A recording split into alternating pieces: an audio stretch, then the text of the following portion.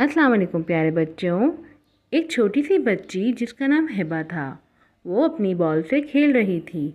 अचानक बॉल झाड़ियों में चली गई। हिबा बोली, अरे मेरी बॉल कहाँ गई?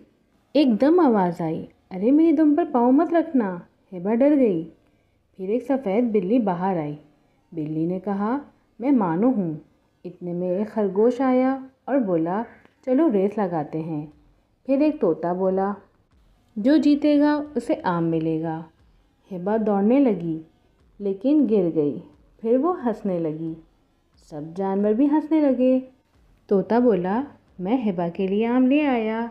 अरे ये आम बहुत भारी है। आम गिर गया। फिर सब हंसने लगे। हिबा बोली, आप सब मेरे दोस्त हो। प्यारे बच्चों, इस कहानी से हमें ये सबक मिलता है, मिलजुल कर खेलने से खुशी बढ़ती है। आप सब मेरे बेस्ट फ्रेंड हो और तुम हमारी प्यारी हिब्बा हो। Thank you for watching. Like share और सब्सक्राइब करना मत भूलना।